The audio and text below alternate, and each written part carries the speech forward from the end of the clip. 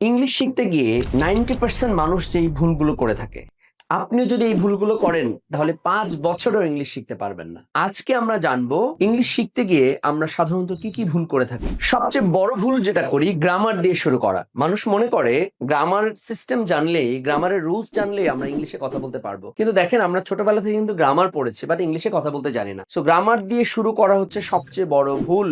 গ্রামারের রুলস মুখস্থ করা ইংলিশ ভাষা শেখার প্রধান অন্তরায়। দ্বিতীয় ভুল হচ্ছে প্র্যাকটিস না করে আমরা শুধু শিখতে থাকি। আমরা বিভিন্ন কোর্সে ভর্তি হই, ভিডিও দেখি, রেকর্ডেড কোর্স কিনি, ইউটিউবের ভিডিও দেখি, বই পড়ি, অনেকগুলো ভোকাবুলারি সেভ করে রাখি, আমরা ইংলিশ শেয়ার করি, কিন্তু আমরা নিজেরা চর্চা করি না। এই চর্চা না করা ইংলিশ শেখার পথে অন্যতম অন্তরায়। আমরা ভুল করতে চাই না, এটা হচ্ছে আরেকটা মারাত্মক ভুল। ভুল করতে করতে মানুষ শিখবে। আপনি যদি মনে করেন আগে শুদ্ধভাবে ইংলিশ শিখে তারপরে বলা শুরু করবেন, তাহলে কখনোই আপনি ইংলিশ শিখতে পারবেন না। অনেক বেশি ভুল করতে হবে, ভুল করতে করতে আপনি শিখবেন। সুতরাং আপনি যেখানেই চর্চা করবেন, সেখানে যদি আপনাকে কেউ ভুল ধরিয়ে দেয়, আপনি যদি ভুল করতে ভয় পান, অনেক বেশি লজ্জা পান, তাহলে আপনাকে দ্বারা ইংলিশে কথা বলা হবে। ইংলিশ শিখতে গিয়ে আরেকটি ভুল হচ্ছে কনসিস্টেন্সি না থাকা। আমাদের ব্রেইন সায়েন্স অনুযায়ী আপনি যদি 21 দিন টানা একটি কাজ করেন, তাহলে এটা আপনার সাবকনশিয়াস মাইন্ডে বসে যাবে। কিন্তু আমরা কি করি, 21 দিনের মধ্যে 21 দিন ব্রেক দেই। অর্থাৎ একদিন শিখি, পরের দিন আর শিখি না। একদিন ক্লাস করলে আরেকদিন ক্লাস করি না। আমরা চর্চা করলে কন্টিনিউয়াসলি কমপক্ষে 21 দিন বা 41 দিন যদি টানা আপনি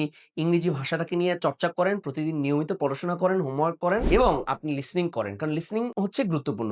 এই জিনিসগুলো কনসিস্টেন্টলি করলে আপনার সাবকনশিয়াস মাইন্ডে ইংলিশ বসে যাবে এবং আপনি কন্টিনিউয়াসলি ইংলিশে কথা বলতে পারবেন। আরেকটি মারাত্মক ভুল হচ্ছে রিয়েল লাইফে ইউজ না করা। অনেক ধরনের ভিডিও দেখি, বই পড়ি, কোর্সে জয়েন করে শিখি, বাট আমাদের বাস্তব জীবনে আমরা ব্যবহার করি না। দৈনন্দিন জীবনে, দৈনন্দিন কনভারসেশনে, টেলিফোনে কথা বলতে গিয়ে, আমাদের চ্যাটিং করার জন্য, পোস্ট দেওয়ার জন্য, অর্থাৎ দৈনন্দিন কার্যক্রমে যদি আমরা ইংলিশটাকে ব্যবহার করি, তাহলে কিন্তু ইংলিশ শেখাটা সহজ হয়ে যায়। অর্থাৎ আমাদের একটা সুন্দর ইংলিশের এনভায়রনমেন্ট থাকা দরকার। যারা যারা ইংলিশ শিখতে চান, তাদের কিন্তু অবশ্যই একটা কমিউনিটিতে যুক্ত হওয়া উচিত। অর্থাৎ হতে পারে বন্ধুদের মধ্যে একটা কমিউনিটি করা, যে সবাই মিলে আমরা আজকে থেকে ইংলিশে কথা বলবো, অথবা ফেসবুকে গ্রুপ তৈরি করা, ইংলিশে কথা বলতে পারে এমন কারোর সাথে ফোনে কথা বলা। তাহলে কিন্তু ইংরেজি ভাষাটা আমাদের কাছে খুবই সহজ হবে এবং আমরা খুবই দ্রুত ফ্লুয়েন্সি অর্জন করতে পারব। এই ভুলগুলোর মধ্যে আপনি কোন ভুলটি করছেন কমেন্টে লিখে জানান, এবং আপনার যে বন্ধুটি ইংলিশ শিখছে বা শিখতে চায় তার সাথে ভিডিওটি শেয়ার করুন, যাতে সে এই ভুলগুলো না করে।